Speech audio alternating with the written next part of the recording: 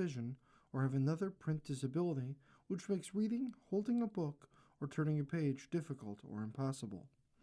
The content is copyrighted by the respective publishers. For more information, please visit us on the web at nfradioreading.org. Hello, this is Dasha, and for the next hour I'll be reading from the Friday, July 10th issue of the Wall Street Journal on the Niagara Frontier Radio Reading Service. On the front page of Friday's paper, an $80 billion debt burden clouds Ellison's Warner deal, by Joe Flint. When Paramount Chief Executive David Ellison unveiled his company's $81 billion deal for Warner Brothers Discovery, he touted a new golden age for Hollywood, one built on scale, technology, and a promise to release at least 30 theatrical movies a year. His plan has little margin for error. The combined company is set to emerge with nearly $80 billion in debt, a burden that could weigh on decisions ranging from content spending and streaming investments to news operations and sports rights. Its net debt is projected to equal about 6.5 times annual earnings before interest, taxes, depreciation, and amortization after the deal closes as soon as this month, a level that analysts consider high for a media company. Industry analysts at MoffettNathanson called the figure staggering in a note shortly after the deal. The challenge for Ellison will be to cut costs without the sort of austerity measures that defined Warner's debt reduction effort under Chief Executive David Zaslav. Thousands of employees were laid off, and high-profile movie and TV projects were scrapped. Many current and former Warner executives said repeated rounds of cost-cutting have already eliminated much of the obvious savings, leaving them wondering what is left to prune. Paramount has been through several cycles of cost-cutting in recent years, both before and after the sale to Ellison's Skydance. Much of Ellison's financial flexibility and the combined company's prospects for success depend on delivering the $6 billion in promised synergies within 3 years, a target some analysts view as ambitious given the scale of the integration. The debt and looming cuts are a shadow hanging over a company that will house two of Hollywood's founding movie studios, several famed TV brands, including CNN and MTV, and a supersized streaming service.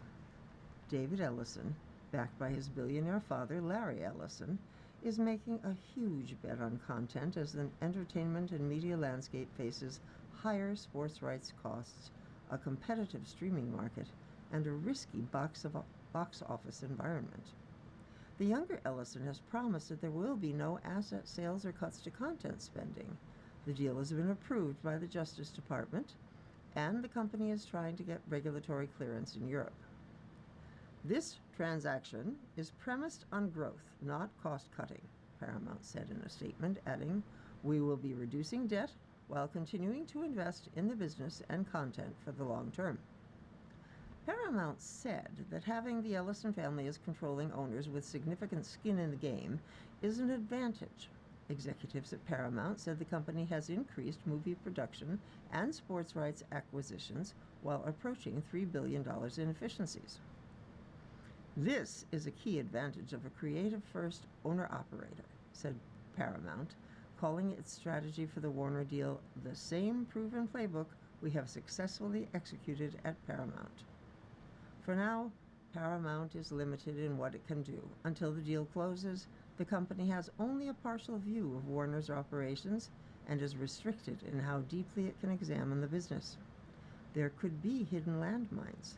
Discovery executives said they uncovered a number of unexpected challenges, including the high costs of the short-lived streaming service CNN Plus, only after taking control of Warner Media following the 2022 merger.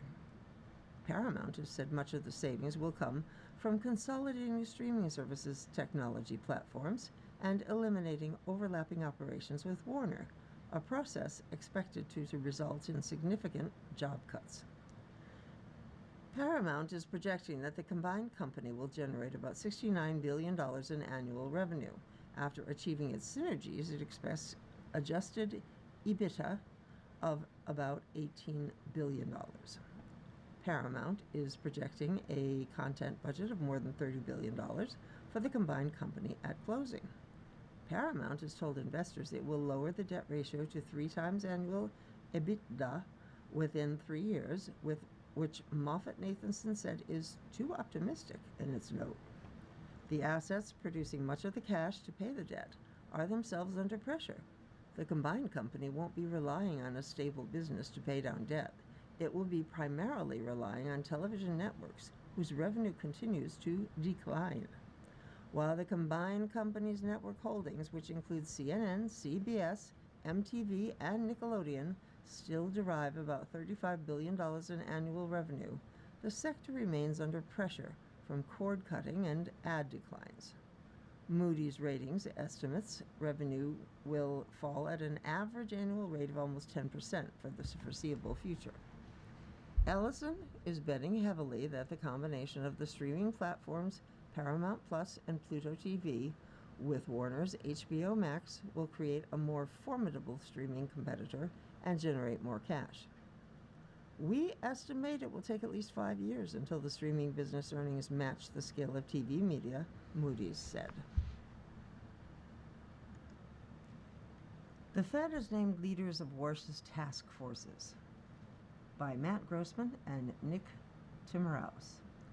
Federal Reserve Chairman Kevin Warsh named more than a dozen external advisors to lead 5 task forces that will re-examine how the central bank operates, drawing mainly on academics, former central bankers, and business executives. Among the advisors, Greg Mankiw, a former top advisor in the George W. Bush administration, Nobel laureate Thomas Sargent, and Doug McMillon, former CEO of Walmart. There are also some wild cards, including conservative venture capitalist Mark Andreessen and 2 other movers and shakers from the tech world who will serve on a task force on employment. The task forces, first announced by Warsh during his debut press conference last month, are the leading edge of an overhaul Warsh has pledged for the central bank.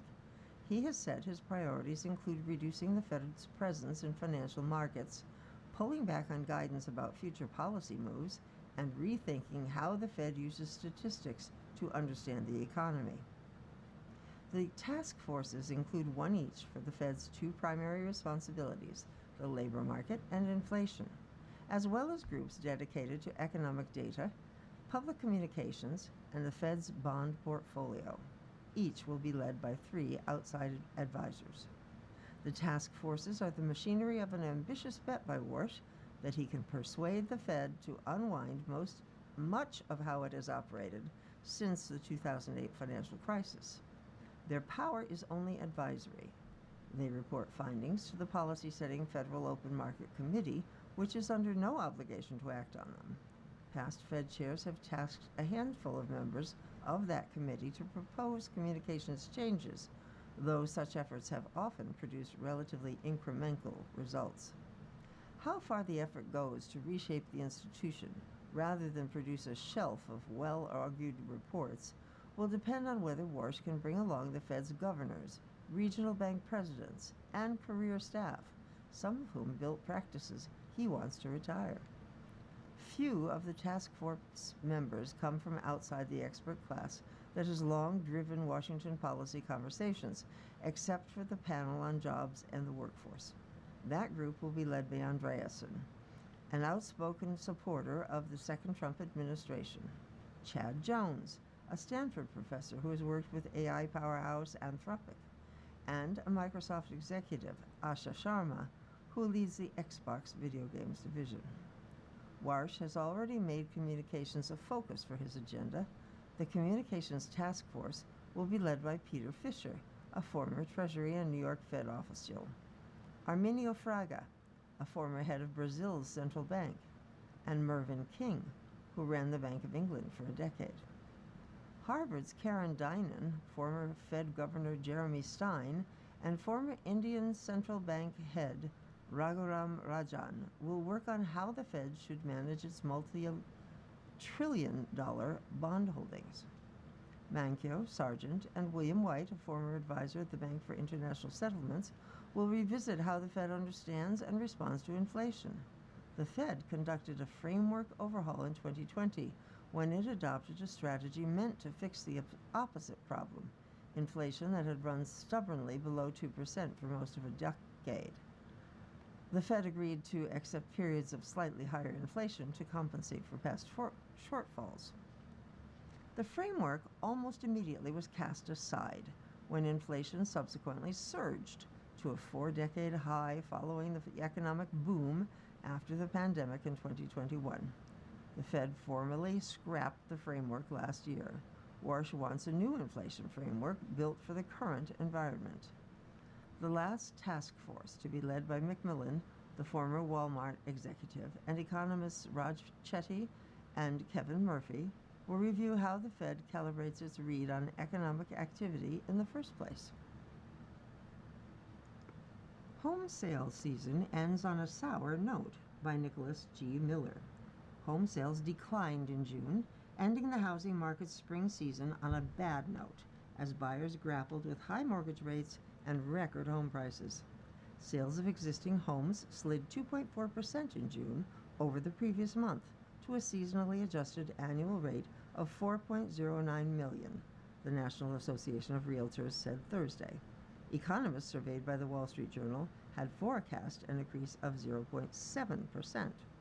The June decline marked a turnaround from an unexpectedly strong increase in May. Economists have dimmed their expectations for the housing market in 2026, largely due to the war in Iran, which has boosted inflation and mortgage rates.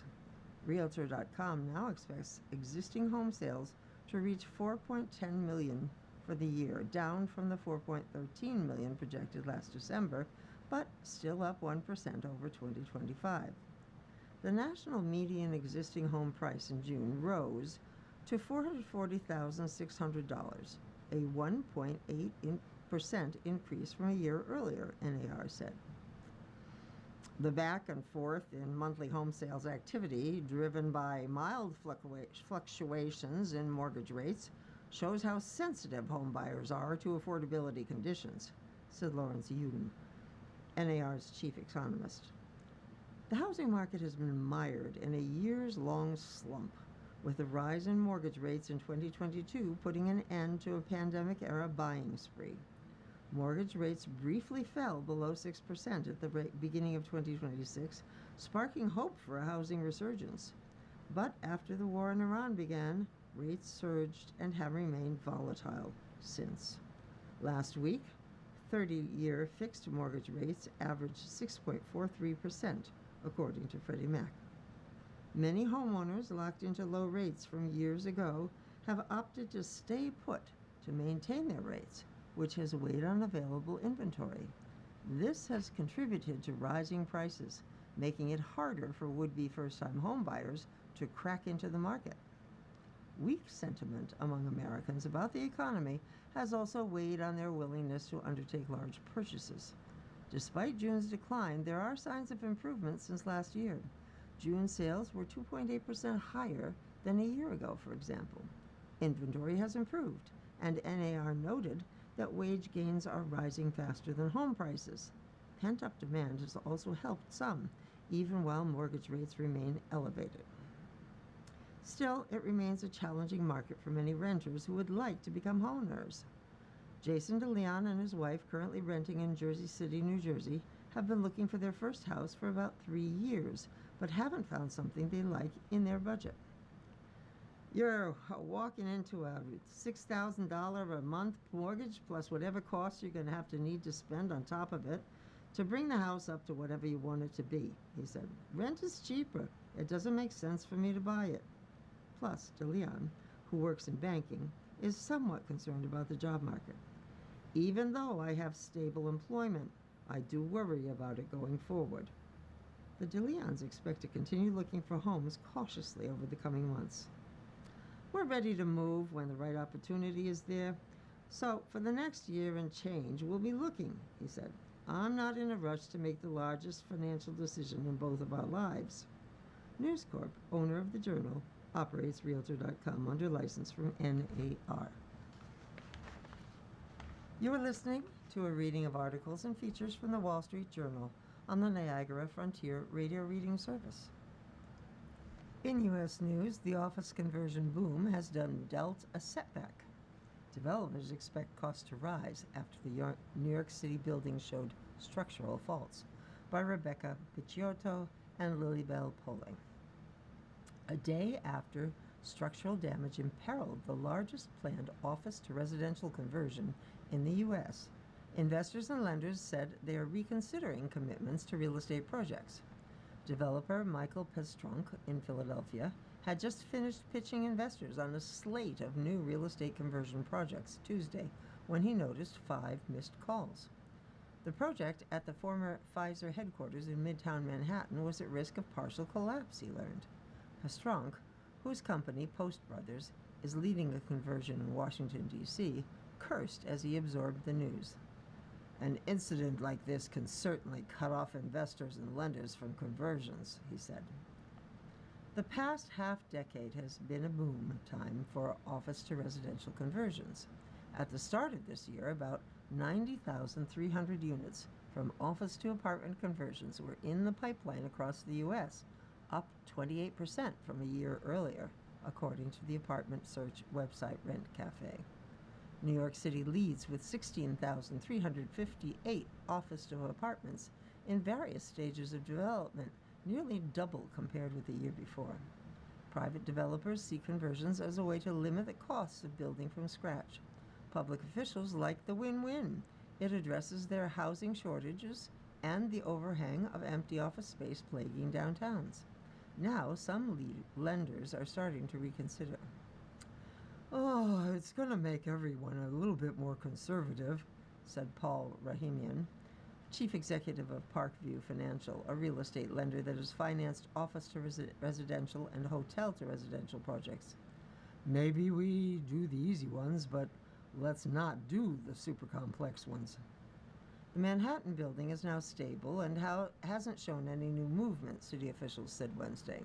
The contractor and the city are discussing long-term solutions. Still, future projects could expect to face more extensive engineering and safety reviews, more expensive builder's insurance, stricter government incentives, and less available debt, said Neil Osnato, founder of Persistence Analytics Group, an infrastructure and risk analytics firm.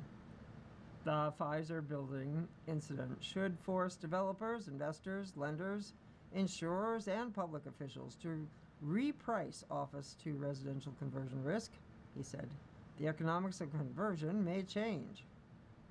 New York City Mayor Zohran Mamdani said the city is going to make sure all its projects are following necessary regulations and safety precautions. The plans and the site at the Midtown high-rise will have to be fully compliant with all codes before any non-emergency work moves forward, he said at a Wednesday news conference. Mamdani said he remains committed to continuing conversions in the city, but he added, I also consider that we have to do so safely and in a way that is fully accountable. Office-to-residential conversion projects can be more complicated than standard construction, in part because developers are trying to make a building perform a function it was never intended to do. Sunlight and air need to be brought to pockets of a building that, as an office tower, relied on artificial light. More bathrooms and kitchens need to be added, and weight loads need to be adjusted. The Pfizer office conversion to 1,600 new residences, along with a rooftop pool, fitness center, and ground floor shops, is ambitious. Metroloft, the lead developer, planned to add new floors to the building and make other expansions to the property. Some of that extra weight was what caused the steel beams to buckle, Nathan Berman, managing principal and founder of Metroloft, told the Wall Street Journal. Mark Jackson, an attorney who specializes in conversion development, anticipates a short-term Pfizer premium on future insurance contracts. Asher Lozato, a developer converting 3 Denver office buildings into 1,100 apartments, said developers should keep conversions simple rather than trying to change the framework significantly. If the existing architecture doesn't want to be substantially larger, don't force it, Lozato said. Still, some aren't concerned. Ron Eliasov, the managing partner of Northwind Group, which lent $135 million for the purchase of the old Pfizer property, said his firm will remain very bullish on financing office-to-residential conversions. He expects the same of other investors, too. Turning commercial property into housing has been going on for decades. Last year, New York's financial district welcomed more than 1,300 apartments from the largest completed office-to-residential conversion in U.S. history. The Pfizer episode has sparked scrutiny over how big and complex such projects should be. People will be more cautious, said Peter Lehrer, a strategic advisor. This is a wake-up call. A regulator warns that robo-taxis present a danger to the public, by Ellie Davis. The federal government is demanding autonomous vehicle companies address their driverless cars' pattern of impeding or ignoring first responders and emergency vehicles.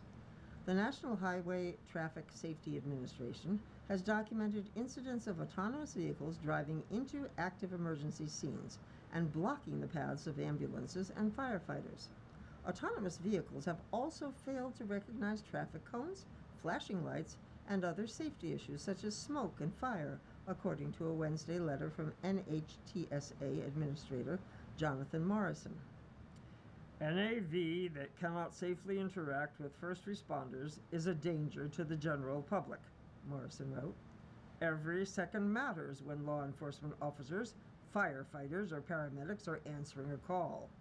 In his letter, Morrison called on autonomous vehicle developers to give priority to improving the car's ability to interact with first responders, and he said the NHTSA will schedule meetings with each company by the end of the month to hear their solutions. The robotaxi industry has moved quickly to bring driverless car rides in Texas, California, Arizona, and other states.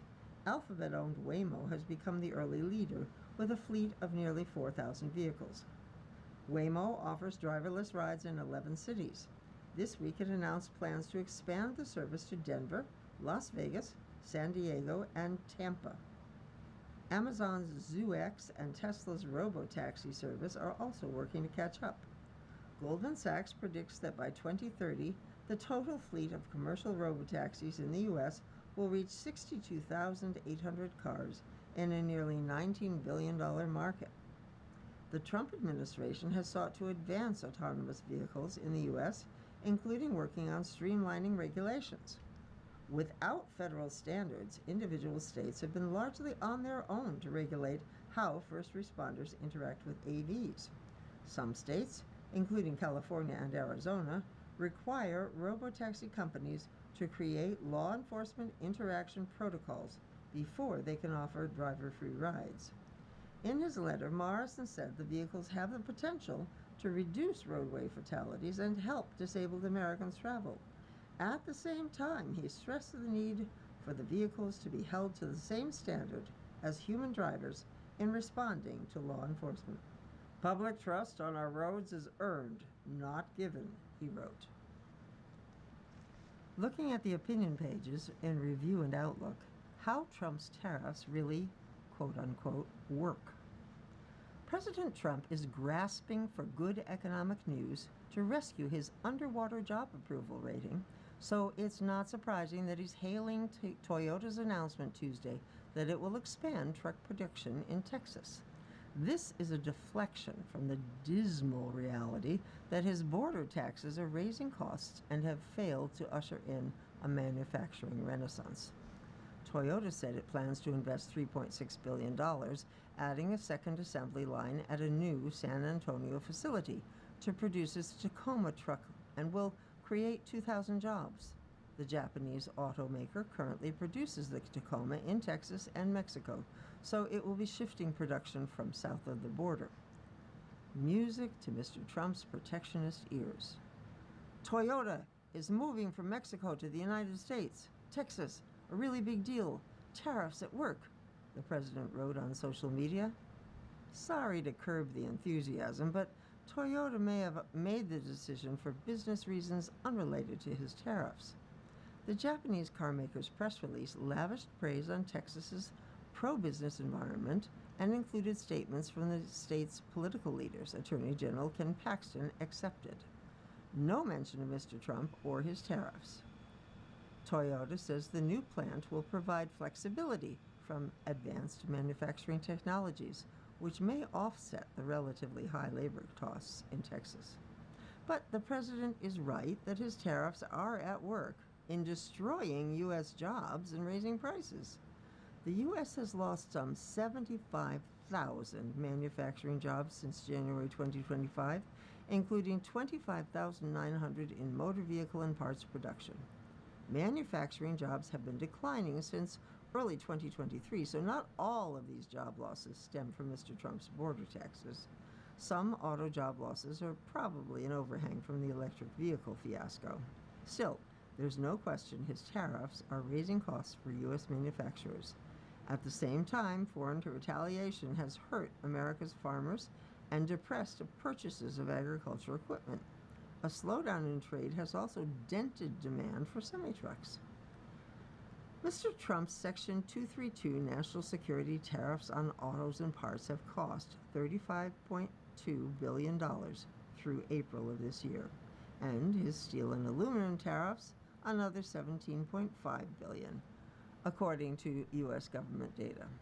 Mr. Trump and his advisors claim that foreigners pay his border taxes, but the evidence shows that U.S. companies, workers, and consumers are picking up most of the tab.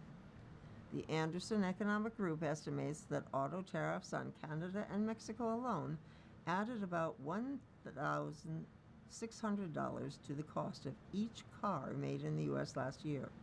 While automakers absorbed some of the Trump tariff costs, they also passed on a large share to customers. A March report by Cox Automotive found that tariffs drove a 10.4% increase in the average suggested retail price of a new car. Sticker prices rose by an estimated $5,000 to $8,900 for imported vehicles and about $1,600 to $2,000 for U.S.-made cars. Auto dealers, most of which are small businesses, absorbed about 4.5% of the manufacturer's price increase. Dealers have shed 6,100 jobs since Mr. Trump became president. Cause and effect? Manufacturers have also added fees to avoid raising base prices. Cox says GM and Ford charge destination fees of $2,795 for full-size trucks and SUVs. GM has increased such fees by 40%, about $800 on its Chevrolet Silverado. Call it the Trump tax. Automakers have also reduced imports and in some cases discontinued sales of entry-level models because the tariff costs render them unaffordable. One result is that younger and middle-class Americans are struggling to afford new cars, especially on the heels of the Biden inflation. Many are driving clunkers for longer and paying more for repairs if they break down or buying used cars. New vehicle sales have averaged 15.9 million in the first half of this year, down from the 17 to 18 million in the 5 years before the pandemic. When people buy fewer cars, automakers don't need as many workers.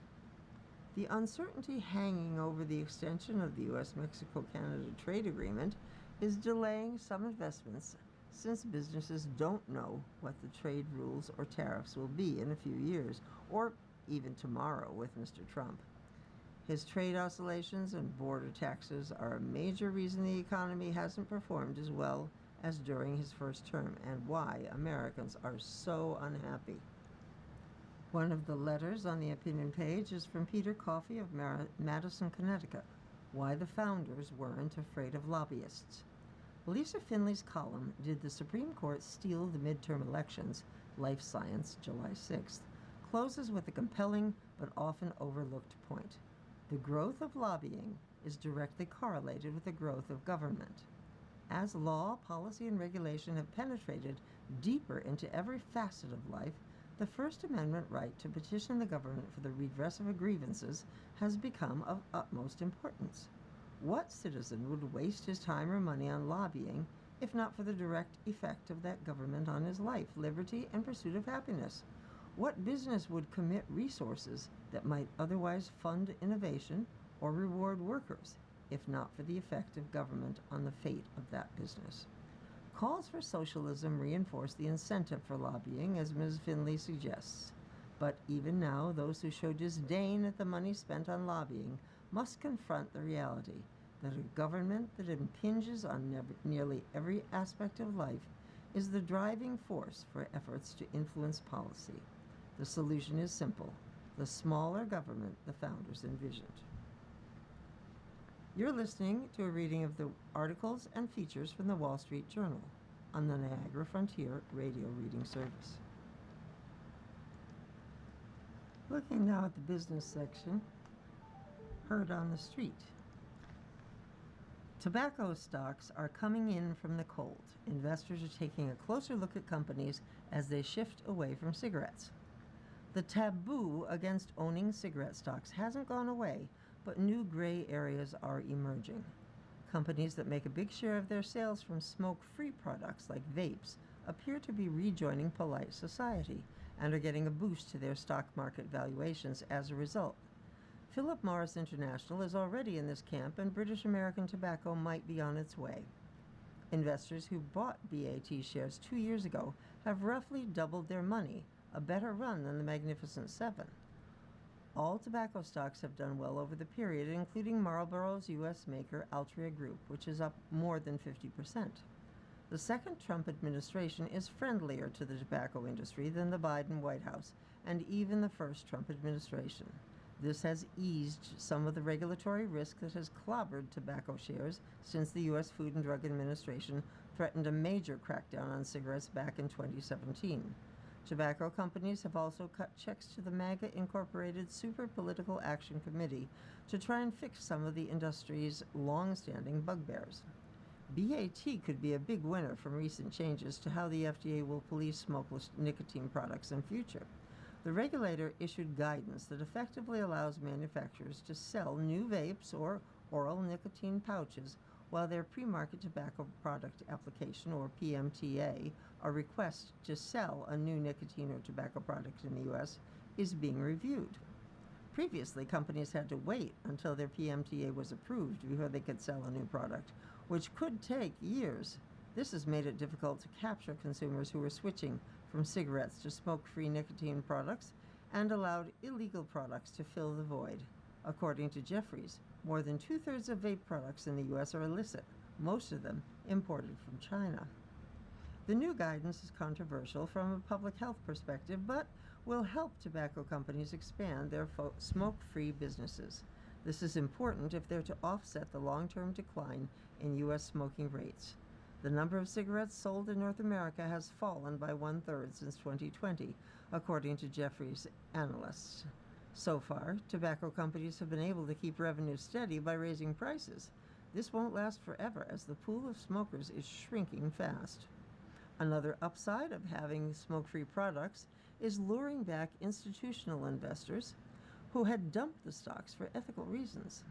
Although tobacco is still one of the industries most likely to be shunned from portfolios, along with weapons and fossil fuels, some funds find it easier to justify owning shares in tobacco companies that are phasing out old-school cigarettes.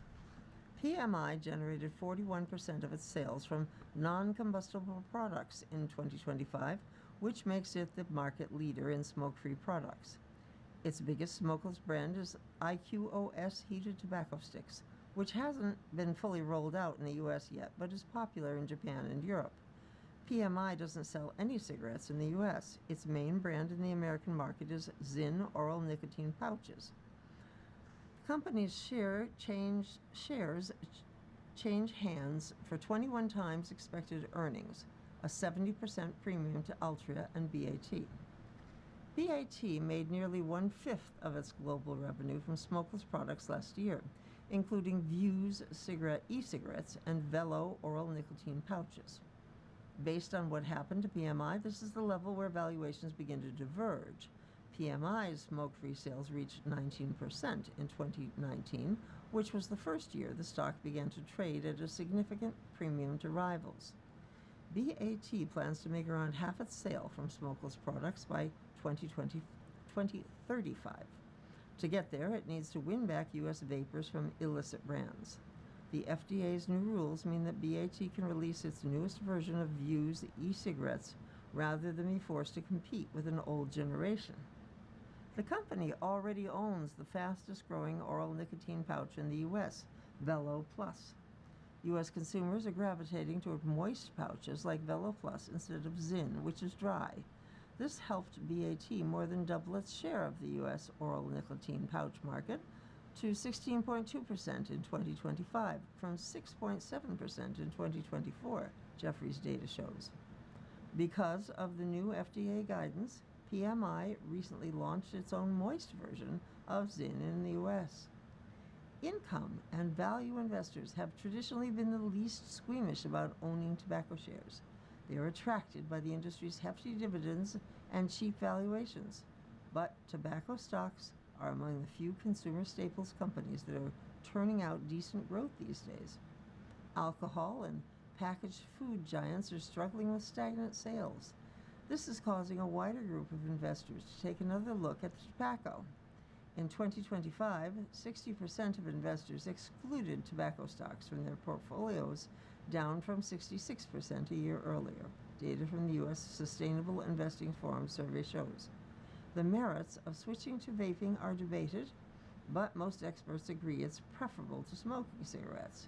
The same logic applies to tobacco stocks. By Carol Ryan. Short notes in Money and Investing. Spotlight on stocks. PepsiCo, the food and beverage company, posted higher second quarter sales and profit, but its shares lost 3.3%. Levi Strauss, the jeans maker's earnings beat expectations Wednesday evening. The company's shares advanced 2.2%.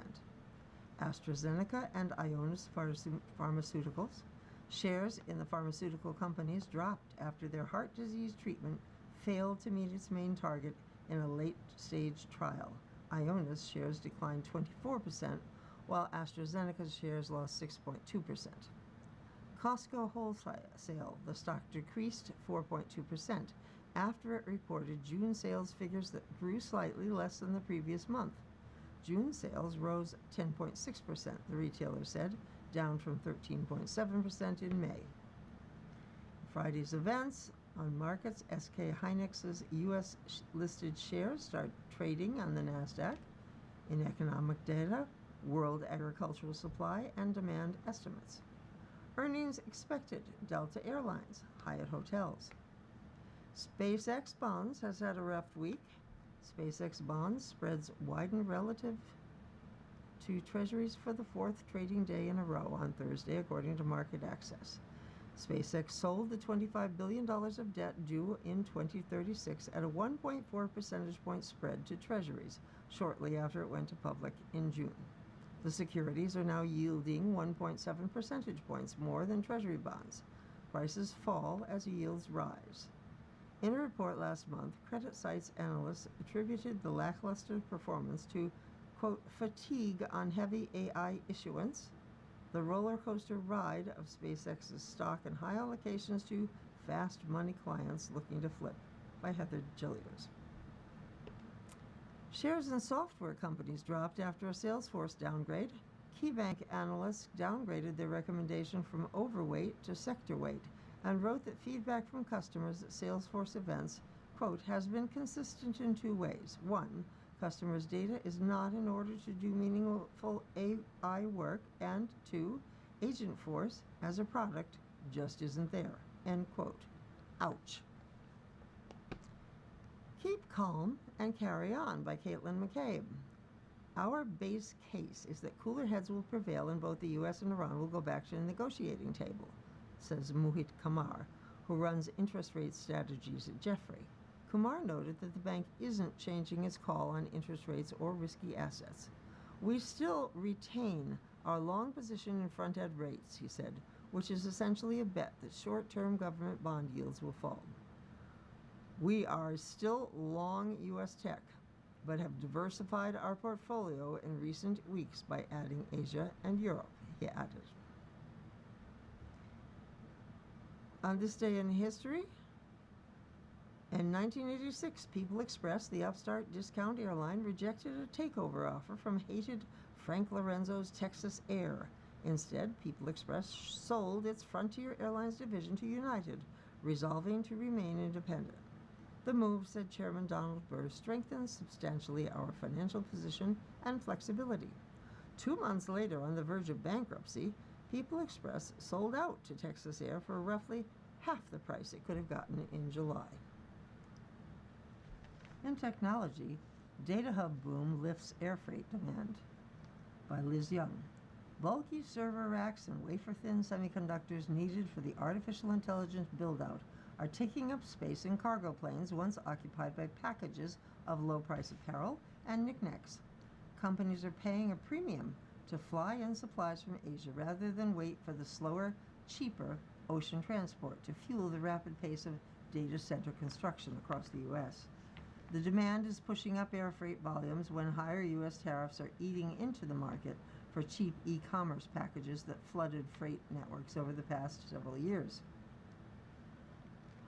The freight market seems to be defying gravity, said Niall Van de Wouw, Chief Air Freight Officer at Logistics Analytics firm Senator. The biggest growth driver at the moment is everything related to AI. Air cargo volumes from Asia to North America rose nearly 20% in May from the previous year, according to the International Air Transport Association. Global volumes increased 6% overall. U.S. imports of goods grew up to $317 billion in May, up 15% from a year earlier as the country brought in more goods related to the AI build-out, such as semiconductors and computer accessories, according to the Commerce Department. The key driver is the race to bring new computing capacity online, said Ro Sharma, Global Head of Cloud Infrastructure and Semiconductor for Strategy at freight forwarder Kuehne & Nagel International. Rates are up during what is typically a slow season for air freight because of the increased demand and higher jet fuel prices due to the war in Iran. The average spot rate for air cargo transport from Asia-Pacific region to North America climbed 36% per year over year in June, according to Zenita.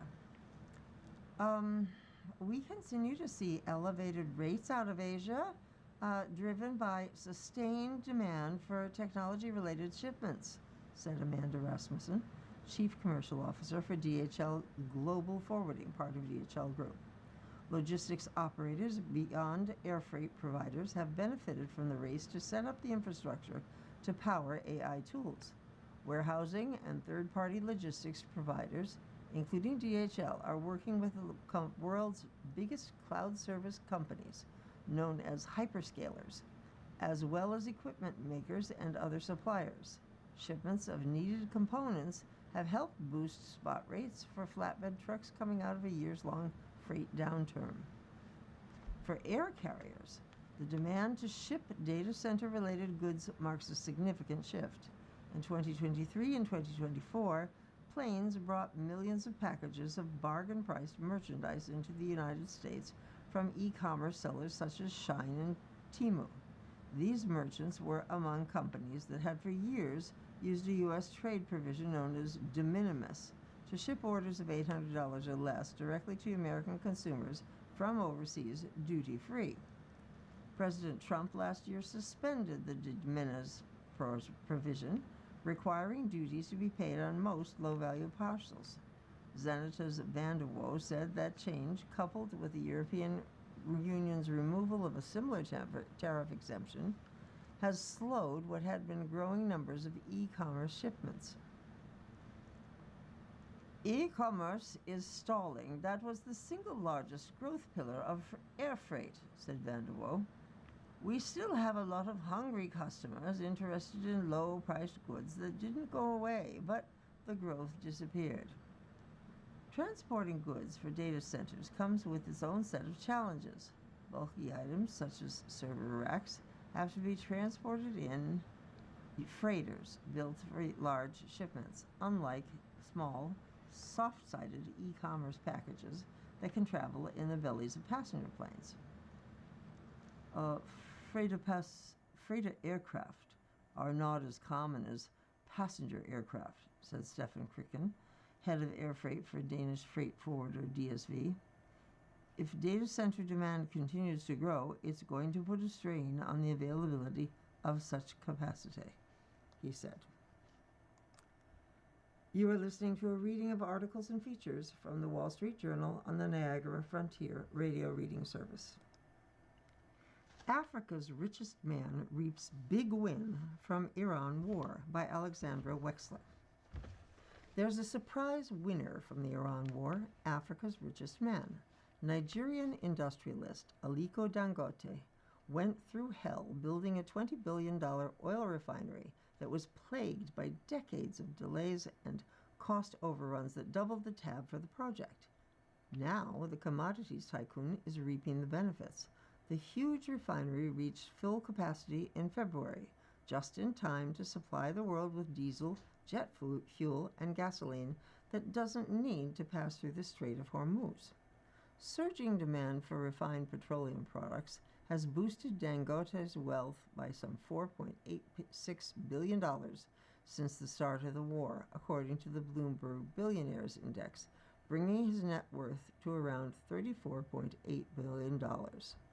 Dangote's repeated bets on the rise of Africa's middle class, from cement to sugar to salt, have helped the 69-year-old become the world's 65th wealthiest person.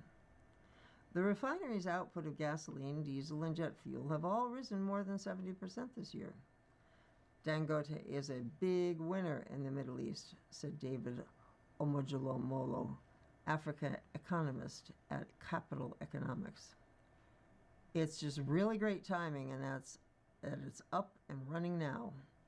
To further cash in, Dangote plans to take the refinery public on the Nigerian Stock Exchange this year, seeking a valuation of at least $50 billion, and eventually pursue a secondary listing, most likely in New York, according to Devakumar VG Edwin, Group Vice President at Dangote Industries.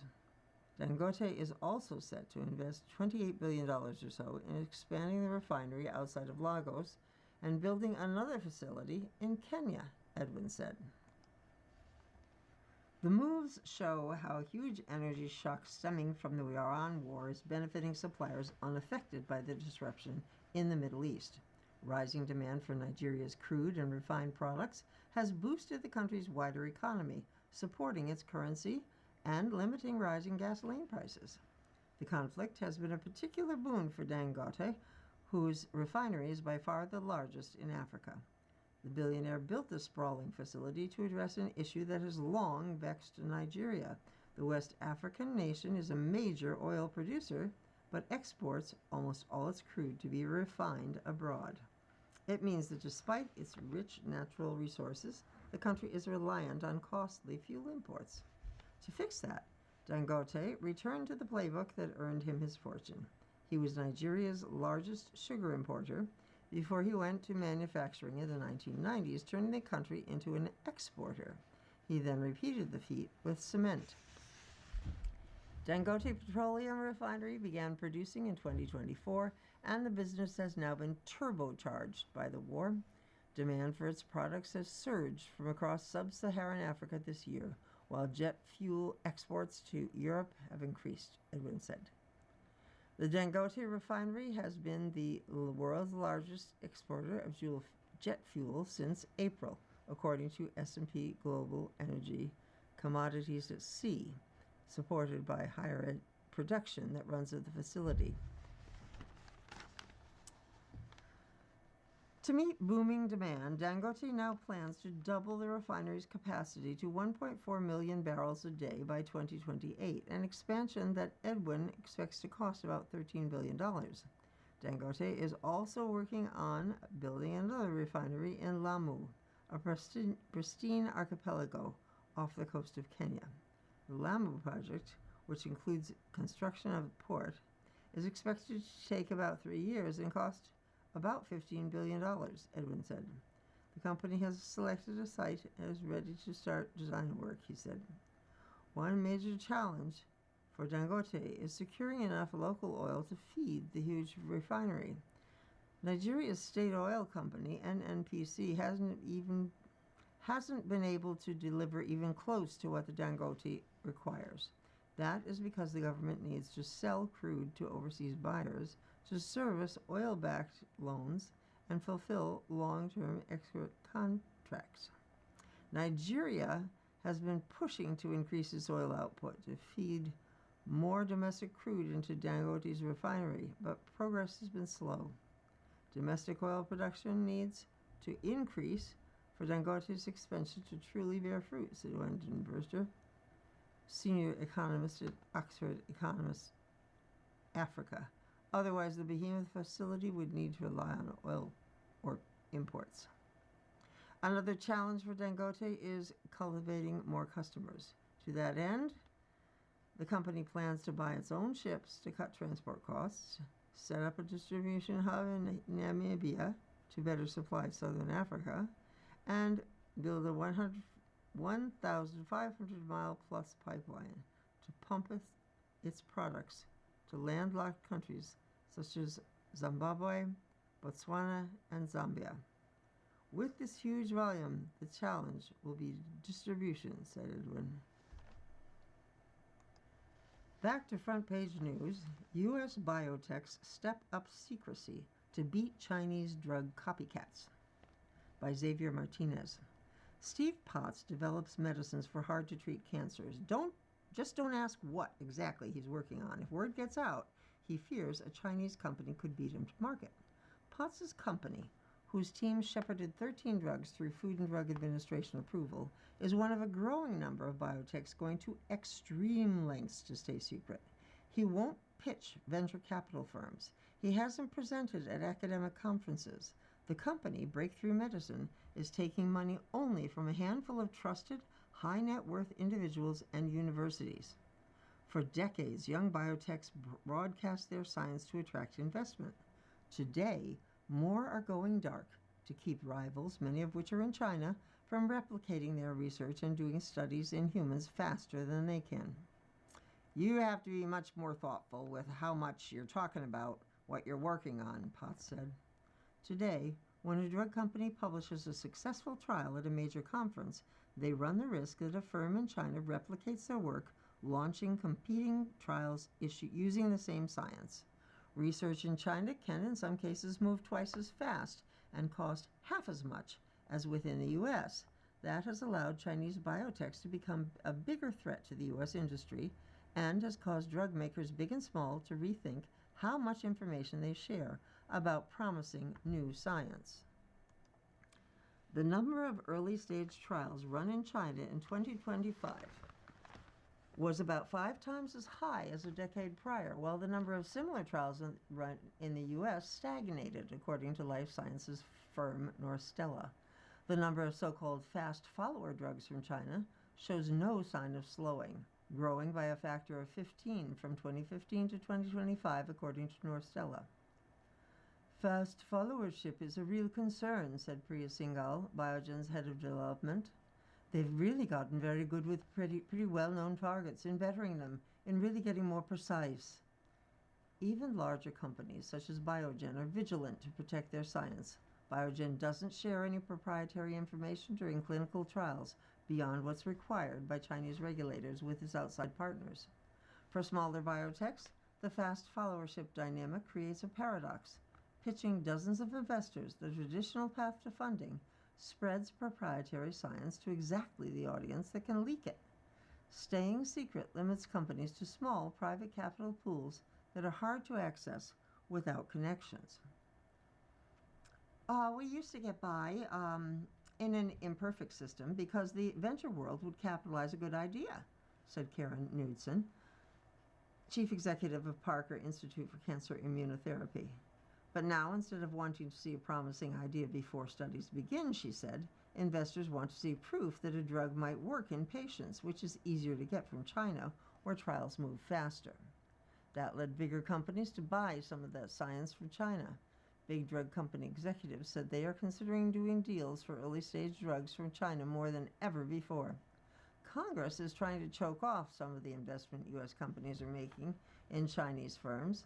Lawmakers introduced a bill last month to require investments in Chinese drug makers to be screened by the Treasury Department, which has the potential to stop certain deals from getting done. Some lawmakers are trying to change regulations so the FDA can't accept clinical trial data from China. After Novo Nordisk published landmark results in February 2021 showing strong results for its weight loss drug semaglutide, at least 16 Chinese programs targeting the same mechanism filed for clinical trial approval or dosed patients in China within 18 months, according to biopharma market intelligence firm Sleuth. And at least 62 such Chinese programs have been launched through June 2026. Many ended up back in Western companies' hands. 13 companies were licensed back to U.S. and European pharma giants, including Novo Nordisk, which bought a Chinese version of a drug program built on its own discovery. A similar cascade hit oncology in late 2023 when Amgen presented data showing it could target a hard-to-treat protein on small cell lung cancer cells. A Chinese company started laying the groundwork for a competing trial within 6 weeks. At least 10 programs entered clinical development in China targeting the same protein within 18 months. The race has reached genetic medicine, some of the most advanced science in labs today. Cambridge, Massachusetts-based Beam Therapeutics developed an experimental treatment for a rare inherited disease that damages the lungs and liver, dosing its first patient in 2024. A former employee joined Shanghai-based Yoltech Therapeutics in 2022, building a drug with the same exact target using the same technology. The former employee said she didn't work on Beam's drug while at the company. Yoltech's treatment won U.S. regulatory clearance for a late-stage trial in March, 2 months after Beam struck its own deal with the FDA to speed its drug trial toward approval. Last month, a San Diego biotech company licensed Yoltech's drug. You've been listening to a reading of articles and features from the July 10th issue of the Wall Street Journal. We read from the Wall Street Journal every Monday through Thursday at 11 p.m. and Friday at 6 p.m. Your reader has been Dasha. Thank you for listening. Coming up next in the Niagara Frontier Radio Reading Service, we have the Buffalo Criterion. At 8 o'clock, we have the New York Times. And at 9 o'clock, we have Discover Magazine. Stay with us for these readings and more.